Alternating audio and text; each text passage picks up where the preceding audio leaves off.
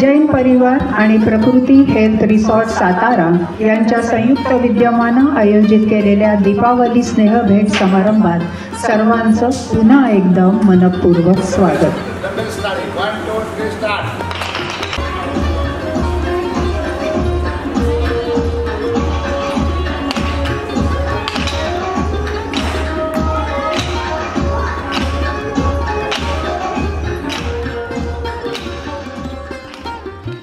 आजचा हा कार्यक्रम स्नेह भेट समारंभ जरी असला तरी तो एका निमित्तानं होत आहे आणि ते म्हणजे रोहिणी जैन यांचा आज वाढदिवस आहे। त्यांनी आज माझं घर प्रकल्पावर चालत येण्याचा संकल्प केला होता, तो त्यांनी आज पूर्ण केलाय। त्यांना वाढदिवसाच्या शुभेच्छांसह आपण त्यांचं अभिनंदन करूया।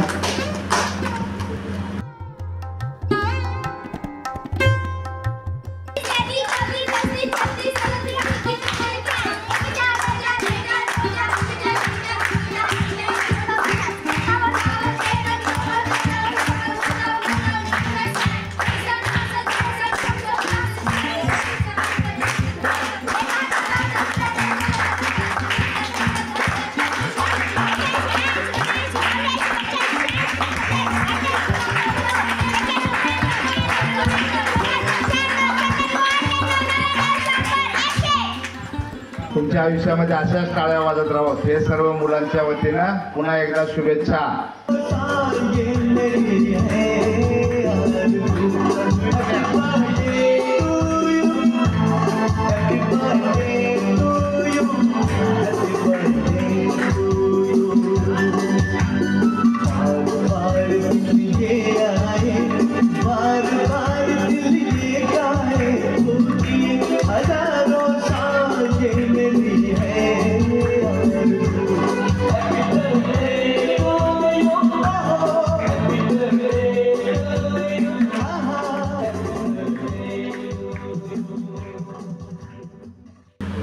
रोहिणीताईंनी प्रकृती हेल्थ रिसॉर्टच्या सदस्य आहे। त्यांच्या एका वेबिनारमध्ये त्यांनी माझं घरबद्दल डॉक्टर सुयोग दांडेकर यांना माहिती दिली आणि वाढदिवस तिथं साजरा करणार असल्याचं त्यांनी सांगितलं। तेव्हा दांडेकर डॉक्टरांनी प्रकल्पातील मुलांसाठी दिवाळीची भेट म्हणून पाठवून देण्याचं त्यांनी जाहीर केलं।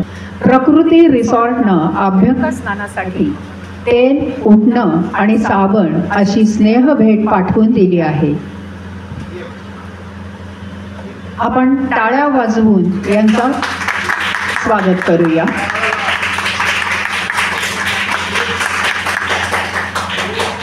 आणि त्यानुसार त्यांच्याकडून आलेल्या स्नेह भेटीचं वितरण करण्याची विनंती मी आजच्या प्रमुख अतिथींना करते। आपण प्रातिनिधिक स्वरूपामध्ये 5 विद्यार्थ्यांना ही भेटवस्तू देणार आहोत। पहिल्या रांगेतील 5 विद्यार्थी आहात। स्नेह म्हणजे आपुलकी, प्रेम, जिव्हाळा। आयुर्वेदात स्नेह नसतं, ज्यात शरीराला मऊपणा आणण्यासाठी, ओलावा आणण्यासाठी स्निग्ध पदार्थांचा वापर करतात। दिवाळीच्या दिवसात थंडीच्या काळात शरीराला तेलानं मालिश करायला अधिक महत्त्व आहे, जेणेकरून रक्ताभिसरण सुधारतं।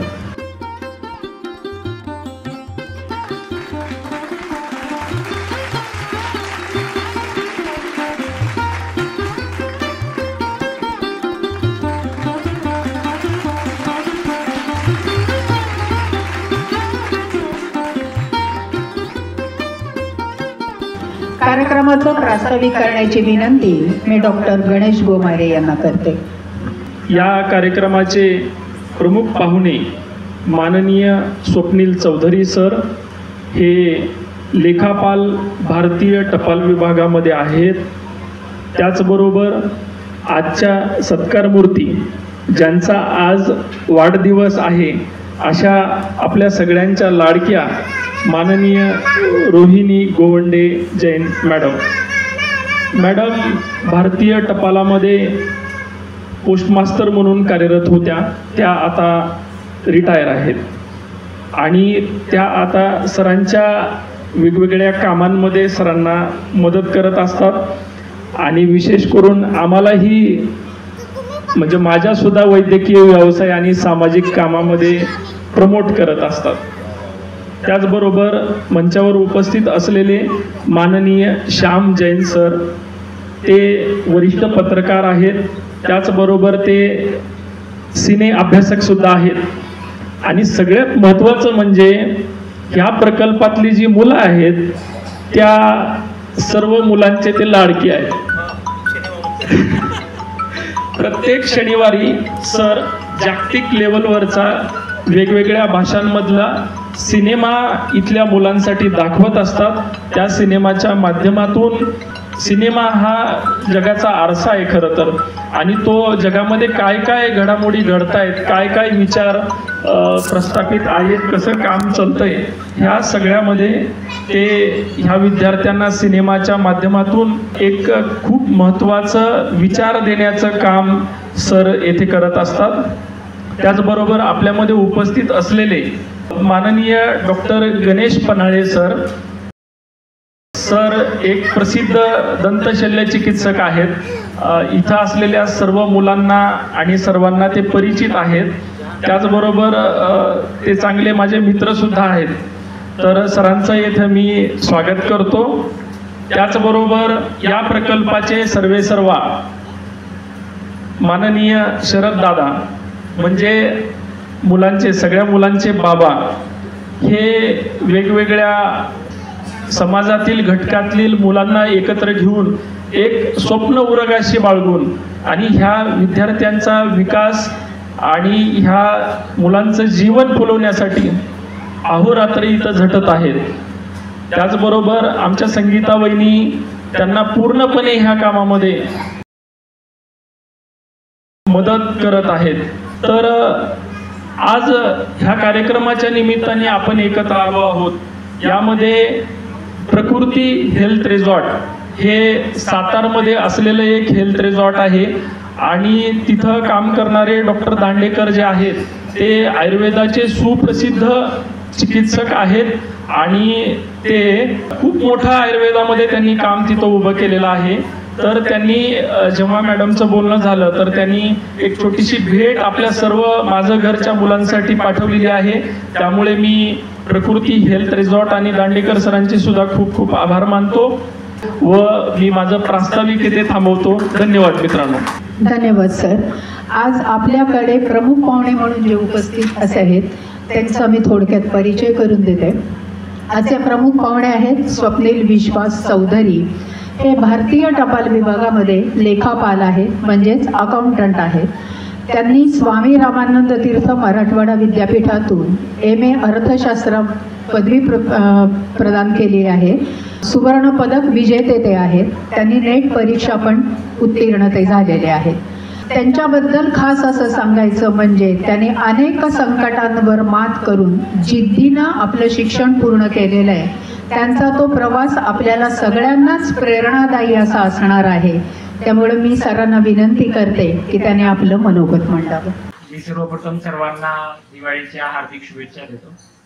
आणि हा जो आज आपण औचित्य साधून जैन सरांनी आणि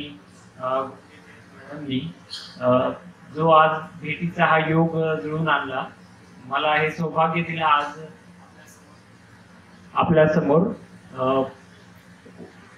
उपस्थित राहण्यासाठी आणि माझं मनोगत व्यक्त करण्यासाठी। त्यासाठी मी त्यांचे आभार व्यक्त करतो। तर मुलांनो, तुमच्या आयुष्यामध्ये आज हे परिस्थिती पाहून आणि ते तुम्ही कशा पद्धतीने तुमचं सांगोपन केलं जात आहे, तुम्ही कशा पद्धतीने ते घडत आहात हे पाहून खरंच मी निशब्द आहे। माझे शब्द अपुरे पडतायत, माझ्याकडे शब्द अपुरे पडतायत माझ्या भावना व्यक्त करण्यासाठी। तर तुमचा हा जो प्रवास आहे, हा प्रवास प्रत्येकासाठी, प्रत्येकाच्या आयुष्यामध्ये नेहमी असाच असतो। प्रत्येकाला संकट आयुष्यामध्ये येतात आणि तेच खरं आयुष्याला आपल्या अर्थ देतं। म्हणजे विना संकटाशिवाय किंवा अडचणीशिवाय आपल्या जीवनामध्ये जगण्याचा रस नाहीये। सर्व गोष्टी सहज होत असत्या, तर त्या गोष्टीमध्ये आपल्याला आपलं स्वतःचं सामर्थ्य दाखवण्यासाठी, आपल्या स्वतःची जी क्षमता आहे ती जाणण्यासाठी आपल्याला संधी मिळत नाही। त्यामुळे तुमच्याकडे जे काही आता पुढे तुम्हाला भरपूर प्रवास आहे तुमचा आणि तुम्हाला पुढे शिक्षण आहे, बाकीच्या सगळ्या गोष्टी आहेत. तर मी तुम्हाला हे सांगेन, सर्व मुलं आहेत तिथे, लहान सर्व वयोगटाची मुलं दिसत आहेत तिथे. तर सांगायचा उद्देश हाच आहे की आपल्याला कुठलेही संकट मोठं नसतं ज्याच्यामध्ये आपण त्याच्यावर मात करू शकत नाही. जर माझं मी थोडक्यात स्वतःचा जर सांगायचं झाला प्रवास जीवनाचा, तर मी 2005 मध्ये एका ऍक्सिडेंटमध्ये, कार ऍक्सिडेंटमध्ये माझ्या पाठीची मणके मोडल्यामुळे मला माझ्या छातीच्या खालचा जो भाग आहे तो मला जाणवत नाही किंवा त्याला मला सायन्सचा वापर करता येत नाही. त्याला पॅराप्लेजिया म्हणतात. मग शरीर आहे परंतु माझा मेंदूचा त्याच्याशी संपर्क तुटलेला आहे. त्याच ऍक्सिडेंटमध्ये मी माझ्या वडिलांनाही गमावलं. मग त्यामध्ये फक्त मी, माझी आई आणि माझी मोठी बहीण, आम्ही 3 जण फॅमिलीमध्ये होतो. ते खूप मोठं संकट होतं आमच्यावर, कारण की घराचा करता माणूस गेला. आता पुढे माझी परिस्थिती अशी, मी पूर्णपणे बेडवर झोपून होतो. मला 2 वर्ष मला स्वतःच काही करता येत नव्हतं. ह्या सगळ्या गोष्टी खूप अडचणीच्या होत्या. त्यामध्ये माझ्या आईचं मला खंबीरपणे सहकार्य मिळालं, सर्वांची मदत मिळाली. त्या मदतीतून, त्या पाठिंब्यातून आपण पुढे जाणं गरजेचं आहे. हे दुःख, हे संकट, त्याच्यावर मात करू शकतो हा विश्वास ठेवणं गरजेचं आहे. त्यामुळे त्या सगळ्या प्रवासातून मग माझं शिक्षण चालू झालं. माझं शिक्षण 7वी मध्ये असताना ऍक्सिडेंट झाला होता, परंतु 2 वर्ष मला काही करता येत नसल्यामुळे 8वी 9वी मध्ये मी कसलाही अभ्यास करू शकलो नाही. फक्त माझे काका म्हणजे मावशीचे मिस्टर ते शिक्षक होते. त्यांनी म्हणले याचं शैक्षणिक नुकसान होऊ नये म्हणून त्यांनी 2 वर्ष दुसऱ्या मुलाकडून पेपर लिहून घेऊन परीक्षा दिल्या आणि मला माझं 8वी 9वी मध्ये मला पास करून दाखवलं. 10वी मध्ये मग मला स्वतः तयारी करायची होती. खूप म्हणजे सगळ्या गोष्टी अशा होत्या की मी स्वतः करू शकतो का नाही, पण त्यांनी विश्वास दाखवला. आणि मग 10वीला स्वामी विवेकानंद शाळेमध्ये कवेकर सरांच्या तिथे ऍडमिशन मिळालं. डिफिकल्टी नेहमीच असतात, अडचणी नेहमीच असतात. ऍडमिशन देण्यापासून अडचणी होत्या की ज्या विद्यार्थ्याची 75% पेक्षा कमी आहे उपस्थिती त्याला ऍडमिशन नाही देऊ शकत, हा कसा पास होईल. आम्ही या सगळ्या अडचणी असतात, परंतु तुम्ही विश्वास दाखवणारा मिळतो. आपण फक्त प्रयत्न करत राहायचे, आपले प्रयत्न नाही सोडायचे. आणि मग त्या प्रयत्नातून, त्या विश्वासातून 10वी मध्ये मग हुरूरीने मी अभ्यास केला. 90% मिळाले, महाराष्ट्रात टॉप 1% मध्ये आलो आणि पुढे दयानंद कॉलेजला सायन्सला ऍडमिशन मिळालं. सांगायचं तात्पर्य काय की आपण जर जिद्द ठेवली तर आपण त्याच्यातही मात करून पुढे जाऊ शकतो. आपल्यासमोर येणारे संकट हे छोटेच पडतात. मग पुढे दयानंद कॉलेजमध्ये सायन्समध्ये शिक्षण झालं. 83% त्यामध्ये मिळाले. त्यामध्ये मला सेकंडरी हायर एज्युकेशनची स्कॉलरशिप मिळाली. मग त्यानंतर पुढचा प्रवास जसा होत गेला त्यामध्ये आपलं एज्युकेशन चालू असताना सुद्धा अडचणी येतात, कारण की एक डिसेबल म्हणून आपल्या जो समाज आहे तो तेवढ्या पद्धतीने डेव्हलप नाही झालेला. आपल्याकडे बॅरियर्स आहेत, म्हणजे अडथळा येतो. व्हीलचेअर जाण्यासाठी जागा नसतात किंवा मदतीसाठी लोक समोर येत नाहीत. आता हा प्रकल्प जसा चालतो आहे तर त्या पद्धतीनं तशा पद्धतीने मदत करणारे खूप कमी असतात. मग ते वैयक्तिक आपण त्या अडचणीत ज्यावेळेस जातो त्यावेळेस आपल्याला जाणवतं की अरे हा, अशाही अडचणीमध्ये असतात लोक आणि त्यांनाही मदतीची गरज लागते. मग मी माझं उदाहरण आता देतोय, तसं मी आता या मुलांकडे पाहिल्यानंतर असं जाणवतंय की खरंच मी याच्यापासून म्हणजे किती अनभिज्ञ होतो. मला याची कल्पना नव्हती की याही अशा परिस्थितीमध्ये जातो. मला फक्त कल्पना म्हणजे चर्चेतूनच कळालं होतं की असा खूप छान प्रकल्प होतोय आणि आज त्याचा योग आला. मग ह्या सगळ्या प्रवासामध्ये अडचणी जरी आल्या तरी मदतीसाठी कोणीतरी समोर येतं. ग्रॅज्युएशन कंप्लीट झालं, त्या दरम्यान मी आपल्या टपाल विभागाची परीक्षा आली होती, त्या परीक्षेसाठीही फॉर्म भरला, त्याची तयारी केली. सांगायचं काय, आपण कुठलाही ज्यावेळेस एखादा निर्णय घेतो, तो कुठली परीक्षा करण्याचा असेल, कुठलाही तुमचा कुठला खेळ असेल, तुम्ही जसं आज डंबेल्सने आम्हाला अभिवादन करून दाखवलं ते खूप छान होतं. आम्ही सगळ्यांनी त्याचा खूप आनंद घेतला. ते तुम्ही जसं मन लावून एखादी गोष्ट ज्यावेळेस करता त्याच्यामध्ये तुम्ही स्वतःला पारंगत करू शकता. मग त्या पद्धतीने जसं मी परीक्षा द्यायचा निर्णय घेतला त्यावेळेस मी माझं सर्वस्व त्याला दिलं. 3 महिन्याचा कालावधी होता, 2 पुस्तकं होते, मी त्यांना 2 वेळेस पूर्ण कंप्लीट केली सोडून आणि कॉन्फिडंटली जाऊन ती परीक्षा दिली. हा माझा फर्स्ट अटेम्प्ट होता आणि त्याच्यामध्ये मी माझ्या विभागामध्ये 2nd रँकमध्ये आलो. फर्स्ट चॉईसमध्ये मला इथे पोस्टिंग मिळाली. डिफिकल्टी कुठेच आली नाही. मग सांगायचं तात्पर्य काय की आपण आपले प्रयत्न कुठलीही गोष्ट करताना अधुरे ठेवायचे नाही. कुठलीही गोष्ट मन लावून करायची. चांगली गोष्ट जसं तुमचं आता शिक्षण आहे तर शिक्षणामध्ये अभ्यासामध्ये तुम्ही मन लावून ज्यावेळेस गोडीनं त्याला करता त्यावेळेस तुमचं आयुष्य बदलण्याची शिक्षणामध्ये ताकद आहे. आज शिक्षणाच्या बळावर मी माझ्या स्वतःला या अपंगत्वावर सुद्धा मात करून पुढे जात आहे. आज जर समजा हे शिक्षण माझ्याकडे नसतं, मला माझ्या घरच्यांचं सहकार्य नसतं तर मी आज या पदावर या ठिकाणी आलो नसतो. आज मी स्वतः स्वावलंबी झालो आहे आणि माझ्या कार्यातून मी बाकीच्यांचीही मदत करत आहे. तशा पद्धतीने मी तुम्हा सर्वांना सांगेन की जशी तुमच्यासाठी मदत मिळत आहे तर त्या मदतीचा तुम्ही वापर करा शिक्षणासाठी. शिक्षणामध्ये खूप तुमच्या शक्ती आहे. तुमच्या शिक्षणाच्या बळावर तुम्ही तुमच्या स्वतःच्या पायावर उभे राहू शकता आणि तुम्ही समाजाचं कार्य करू शकता. सगळ्यांसाठी तोच मी आज या औचित्याने सांगू इच्छितो. सर्वांना मार्गदर्शन त्या बाबतीत देऊ इच्छितो की तुमच्यासमोरचं जे आव्हान आहे ते खूप मोठं आहे परंतु तुमच्या जिद्दीसमोर ते आव्हानही झुकेल. फक्त तुम्ही तुमच्या शिक्षणाला, तुमच्या अभ्यासाला आणि चांगल्या सवयींना तुम्ही भर द्या. इथे शरद झरे सर आहेत, त्यांच्या मार्गदर्शनाखाली तुम्ही सगळे घडत आहात त्यामुळे नक्कीच तुमच्या त्या बाबतीमध्ये शंका राहणार नाही.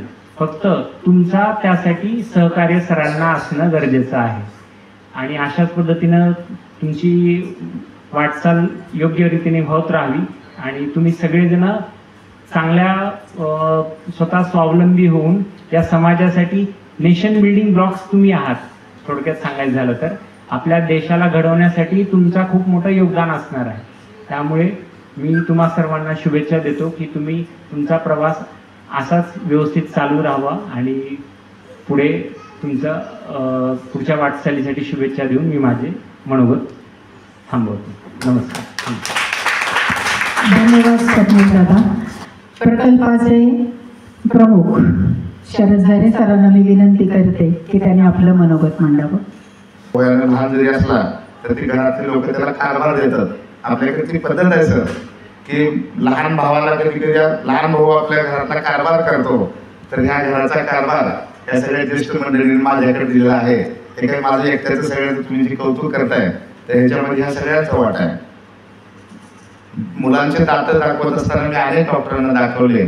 सरांना आवडत नाही पण सरांना गोमारे सरांना की जवळजवळ आमच्या 16 मुलांच्या दाताची ट्रीटमेंट 1ही रुपया न घेता सरांनी केलं. माझ्या हिशोबाने 1.25-2 लाख रुपये त्या दाताचा खर्च आला असता. त्याच्यामध्ये माझा सुद्धा आहे, माझ्या मिसेसचा आहे, इथल्या बऱ्याचशा मुलांचा आहे.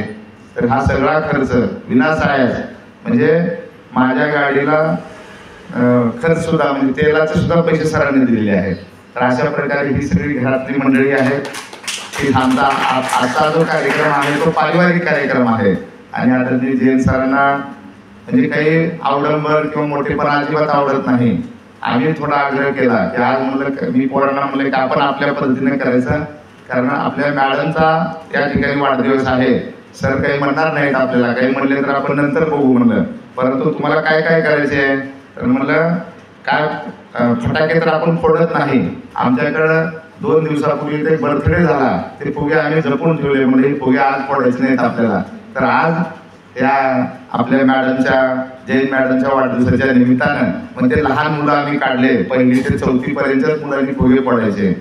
बाकीच्या मुलांनी लेझिमच्या माध्यमातून स्वागत करायचं, डंबेलच्या माध्यमातून करायचं. तर अशा प्रकारे माझे घर नावाचा जो हा प्रकल्प आहे तर प्रत्येक माणसाला आपलं वाटावं, माझं वाटावं. मी नेहमी सांगतो की तुमचं माझं एक बाहेर घर आहे. त्या घरामध्ये थोडे ठेवे दावे वादविवाद होत असतात परंतु ह्या घरामध्ये लहान आणि मोठं कोण नाही. माझे बी बाहेर एक घर आहे. अंत्यविधीला कुठल्या कारणानं जर परिवारातल्या कुणा माणसाच्या नाही गेलं तर लोक नाराज होतात. लग्नाला नाही गेलं तर लोक नाराज होतात की आमच्या कार्यक्रमाला आलं नाही म्हणून मी तुझ्या कार्यक्रमाला येणार नाही. परंतु आमच्या घरामध्ये लहान आणि मोठं कोणी नाही. त्या मुलांच्या सोबत जैन सर असतील, पन्हाळे सर असतील, गोमारे सर असतील, आदरणीय जैन मॅडम असतील, तर आम्ही सर्वजण लहान होतो, त्यांच्यासोबत गाणं म्हणतो, डान्स करतो. तर अशा पद्धतीनं एक माझं घर शिक्षणापासून वंचित मुलांचा हा सगळा प्रकल्प आहे. गेल्या 7 वर्षापासून आम्ही काम करतोय. इथे येऊन 3 वर्ष आता होते आम्हाला. या मार्चमध्ये या जागेवर येऊन आम्हाला 3 वर्ष होते. याच्या ठिकाणी आम्ही हे आमचं 4थं स्थलांतर आहे. आम्हाला जागा नसल्यामुळे आम्ही 4 ठिकाणी हा प्रकल्प या ठिकाणी आणलेला आहे. जसं तुम्ही म्हणालात की संघर्ष हा जीवनाचा अविभाज्य भाग आहे, म्हणून मी नकारात्मकतेचा पाडा वाचत नाही की 4 ठिकाणी आमचं घर आम्हाला कोणीतरी हाकलून दिलं. त्या माणसाचे आम्ही दररोज धन्यवाद देतो. इतकं शिकायला मिळालं की स्थलांतरित लोक जीवन कसे जगत असतील. डोंबारी समाजाची लोक आपल्या पोटाची खळगी भरण्यासाठी रस्त्यावर खेळ करतात, रात्री कुठं झोपतात माहिती नाही, आणि परत ते दुसऱ्या गावी जातात, तिसऱ्या ठिकाणी जातात. ऊसतोड कामगार करणारी लोक दर ऊसाचा फळ संपला की दुसऱ्या ठिकाणी आपली कोप उभा करतात, काम करतात, स्वतःच्या हाताने स्वयंपाक करतात, आणि ती माणसं पुन्हा उभा राहण्याचा प्रयत्न करतात. म्हणजे ह्या माणसांचं घर रोज कुणीतरी मोडतंय. आणि व्यवस्था किंवा इथली जी व्यवस्था आहे आपली, ती व्यवस्था आजही तिथपर्यंत पोहोचलेली नाही. ही अनेक अशी मुलं आहेत, शाळाबाह्य आहेत, शिक्षणापासून वंचित आहेत. तर अशा सगळ्या समूहाच्या मुलांसाठी एकल पालक आहेत, सुसाईड फार्मरची मुलं आहेत, कला केंद्रावर लाखो मुलं आहेत, रेड लाईट एरियामधले मुलं आहेत. तर ह्या मुलांना शाळा न मिळाल्यामुळं एकतर ते वाम मार्गाला लागतात, गुन्हेगारीकडे जातात, आणि अत्यंत लोक व्यसनामध्ये अडकतात. तर अशा मुलांना एकत्र करून एक माझं घर नावाची संकल्पना आम्ही या ठिकाणी सुरू केली. आणि त्याला आता आमच्या घराला घर पण येते, सगळ्या वेगवेगळ्या प्रकारची माणसं येत आहेत. माझं घर म्हणजे नुसते मुलं नाहीत, तर विधवा, घटस्फोटीत, अडचणीतल्या आमच्याकडे 6 महिला आहेत. माझ्याकडे आता 3 आजोबा आलेले आहेत की त्यांच्या म्हणजे कुठल्याही माणसाला काही अडचण असेल तर तो माणूस आमच्याकडे येऊन राहू शकतो. कुठल्याही प्रकारची फीस आम्ही लाभार्थ्याकडून घेत नाही. समाज मोठा आहे, सरकारपेक्षा समाज मोठा आहे. मी नेहमी म्हणतो, तुम्हाला लोक म्हणतात की सरकारची मदत घ्या, तुम्ही सरकारी व्यवस्थेमध्ये काम करताय, तर 1 रुपया जर मी घ्यायचं म्हणलं तर अनेक सगळ्या गोष्टीचे सोपस्कार पार पाडावे लागतात. आणि सरकार सुद्धा समाज चालवतो. लोक कर भरतात म्हणून सरकार चालतं, सरकारकडे पैसे येतात लोकांच्या माध्यमातून. म्हणून मी असं ठरवलं की सरकारपेक्षा समाज मोठा आहे, समाजाच्या मदतीवर हा प्रकल्प चालवायचा. आणि तुम्ही ज्या पद्धतीने सांगितलं किंवा स्वावलंबन असेल किंवा माणसाला त्याचा आत्मविश्वास जर दांडगा असेल, मोठा असेल, तर निश्चितपणाने माणूस आपल्या पायावर उभा होऊ शकतो. मला आनंद वाटतोय सर, आज या ठिकाणी आपण ज्या हॉलमध्ये बसून हा कार्यक्रम करतोय, मॅडमचा वाढदिवस साजरा करतोय, तर त्या हॉलमध्ये या मुलांचं बळ इतकं मोठं आहे की जवळपास 5.5 लाख रुपये ह्या शेड उभारणीमध्ये मुलांचा वाटा आहे. दिसायला मुलं तुम्हाला छोटी दिसत आहेत. हा पाठीमागचा जो तुम्ही भिंत बघताय, तर गोमय गणेश आम्ही बनवले, आणि त्या विक्रीतून आम्ही मुलींचं वसतिगृह बांधलेलं आहे. आम्ही राख्या विक्रीतून मुलांचं वसतिगृह बांधलेलं आहे. बाहेरच्या ज्या बोलक्या भिंती झालेल्या आहेत किंवा इथं जी कलर दिलेला आहे, तर त्या आकाश कंदील पणत्या उठणं आम्ही गेल्या वर्षीपासून विकतोय. त्याला चांगला प्रतिसाद मिळाला, म्हणून त्या पैशातून ह्या सगळ्या बोलक्या भिंती मुलांच्या श्रमातून उभा केल्या आहे. त्यासाठी 1ही रुपया आम्ही काही डोनेशन कोणाकडून मागितलेलं नाही. यावर्षी आम्ही संविधान खोलीच्या संदर्भामध्ये विचार करतोय, तर त्या संदर्भामध्ये आम्हाला आतापर्यंत उठणं आकाश कंदील पणत्या विक्रीतून यावर्षी दिवाळी थोडी लवकर आली, आमच्या पाठीमागे थोडा दवाखाना लागला, त्यामुळे थोडे पैसे आम्हाला थोडे कमी मिळालेले आहेत. तरी पण 2.25 लाखापर्यंत तो आमचा आकडा आहे. माझ्या डोक्यात असं होतं की यावर्षी 5-1 लाख रुपये उभा करायचे आणि छानपैकी संविधान खोली उभा करायचे. आपल्या देशामध्ये काय झालंय, शिक्षणाच्या संदर्भामध्ये अत्यंत दुर्भिक्षण आहे. ते शिक्षक मंडळी सुद्धा आहे, ते सुद्धा माझं मान्य करतील की आमच्याकडे सर नागरिकशास्त्र हा विषय 20 मार्काला आहे आणि इतिहास 80 मार्काला आहे. इतिहासाचा पन्हाळे सर मी विरोधक नाही. इतिहास वाचून माणसं भांडणं करतात का 100% करतात. तर इतिहासापेक्षा मला वाटतं की नागरिकशास्त्राचा अभ्यास जर आपण मुलांना जर घेतला तर निश्चितपणाने आपल्या देशाची प्रगती होईल. आपल्या देशामध्ये सर्वात जास्त अपघात होतात. म्हणजे तुमच्यावरती 7वीत असताना जो प्रसंग तुमच्यावर आला, तुम्ही आजही संघर्ष करताय, तुम्हाला नोकरी जरी असली तर त्या अपघातामुळं तुमच्या एकूण सगळ्या जीवनावर परिणाम झालेला आहे. तर आपल्या देशामध्ये सर्वात जास्त अपघात होतात. त्याचे अनेक कारण आहेत की समजा तुम्हाला जरी नियमानं तुम्ही गाडी चालवत असाल तर समोरच्याला नियम माहीत नसतील तर तोही आपल्या अंगावर येऊन आपलं नुकसान होऊ शकतं.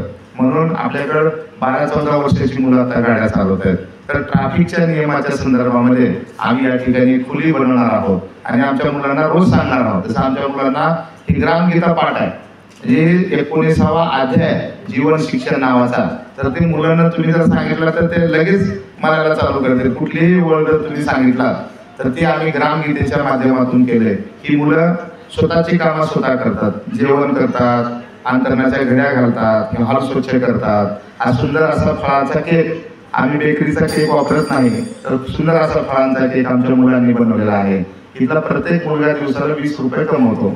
आम्ही छोटे छोटे आकाशकंदील बनवले, तर आम्हाला इतकी मागणी आहे आता आम्हाला 4 बँकेतून मागणी आल्यावर हा प्रकल्प नुसतं मुलांना खाऊ पिऊ घालणे असा नाही, तर ह्या मुलांना वेगवेगळ्या माध्यमातून बदलावणं. जसं आदरणीय जैन सर आणि गोमारे सरांनी या माध्यमातून इथं दर शनिवारी व्यवस्था केली सरांनी.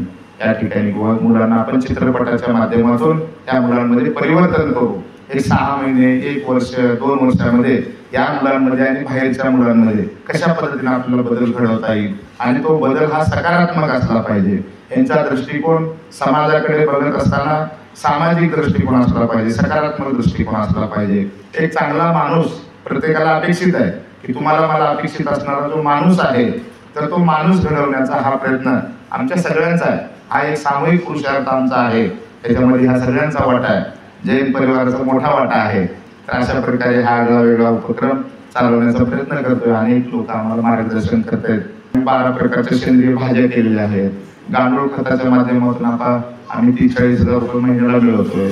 एवढ्या प्रकारच्या वस्तू तयार करतो. तर अशा प्रकारे मुलांना स्वावलंबी करणं, पुढे घेऊन जाणं हा आमचा मानस आहे. तर तुम्ही इथं आलात, खूप आनंद वाटला. आणि या ठिकाणी आदरणीय आमच्या जैन मॅडमचा वाढदिवस आहे, त्यांनी चालत आले.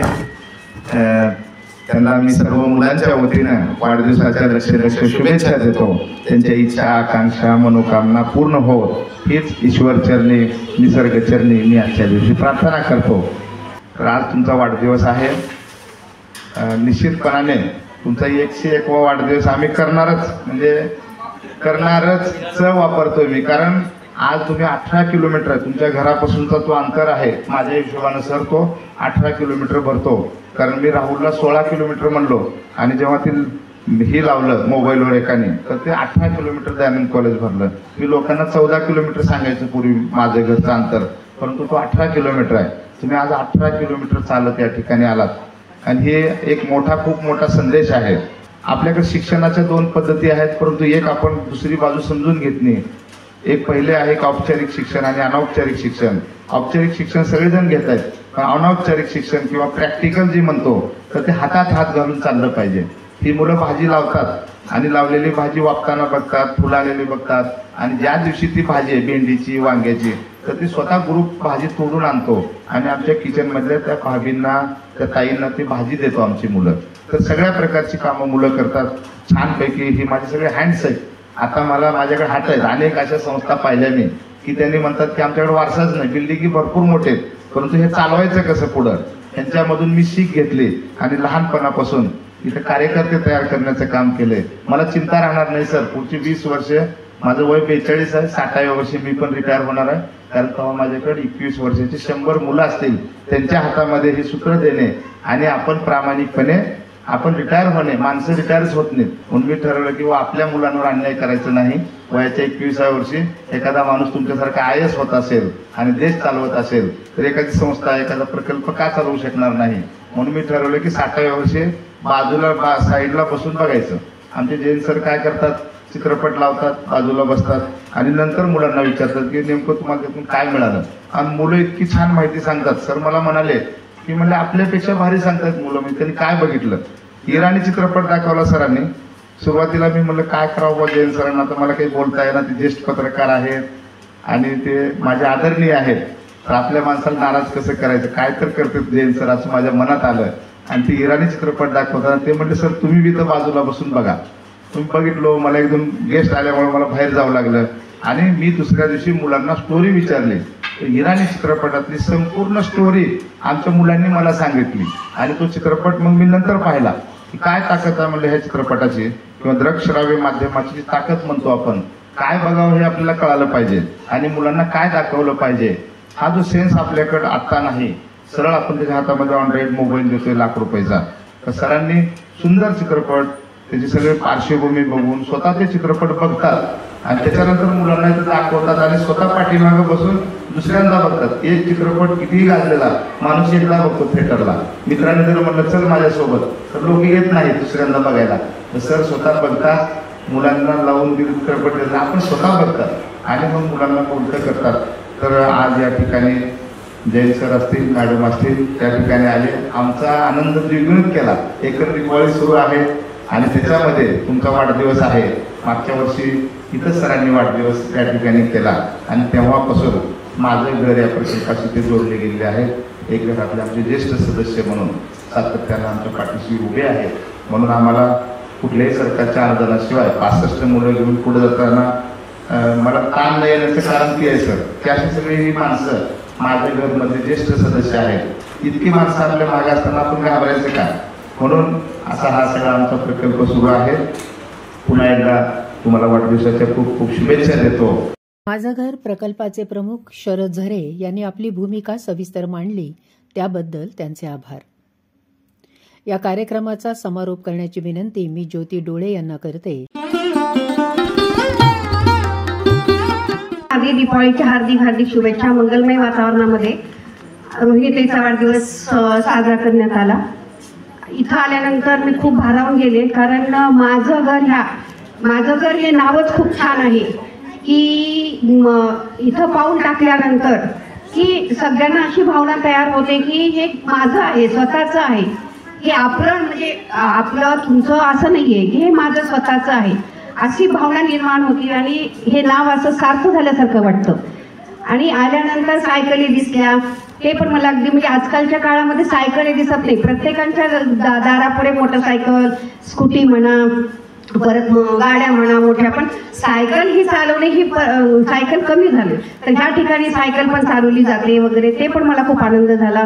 आजची उत्सव मूर्ती रोहिणीताई जैन ह्या माझं घर ह्या प्रकल्पातल्या मुलांना भेटण्यासाठी जवळपास घरातून, म्हणजे त्यांचं घर आहे सावेवाडी, तिथून त्या चालत 18 किलोमीटर चालत इथं तुम्हाला भेटण्यासाठी आल्या. हे खरं हे प्रेरणादायी आहे. आणि त्यांनी जो संकल्प केला, तो संकल्प वाढदिवसाच्या दिवशी चालत येण्याचा जो संकल्प केला, तो खरा संकल्प पूर्णत्वास नेला. हे मला खूप आनंद झाला. आणि ह्याच्यातला हा संदेश त्यांनी दिला रोहिणीताईंनी, की सर्वांनी आपलं आरोग्य जपावं. आरोग्य ही आपली भूकली आहे. आरोग्य जर आपलं चांगलं असेल तर आपण सगळ्या सर्व गोष्टी करू शकतो. आरोग्य जर चांगलं नसेल तर काहीच उपयोग नाहीये. मानसिक समाधान, आरोग्य जर चांगलं असेल तर आपल्याला मानसिक समाधान पण मिळतं आणि आपल्याला विचार पण चांगले असतात. धन्यवाद ज्योतिताई. आजच्या कार्यक्रमाचे आभार मी व्यक्त करण्यासाठी उभी आहे. आपल्या आजच्या स्नेहभेट समारंभासाठी आवर्जून उपस्थित असलेले स्वप्नील चौधरी सर यांचं मी मनापासून आभार मानते. त्याचबरोबर उदगीरहून आवर्जून आलेल्या ज्योतिताई डोळे, जशन डोळे, साई डोळे, जहान डोळे, त्याचबरोबर डॉक्टर गणेश पन्हाळे यांचं मी मनापासून आभार व्यक्त करते. दिवाळी म्हणजे आनंद, प्रकाश आणि प्रेमाचा सण. अंधार दूर करून आशेचा दिवा लावण्याचा हा काळ. हाच संदेश अधोरेखित करीत नृत्य संगीताच्या तालावर या कार्यक्रमाचा समावेश.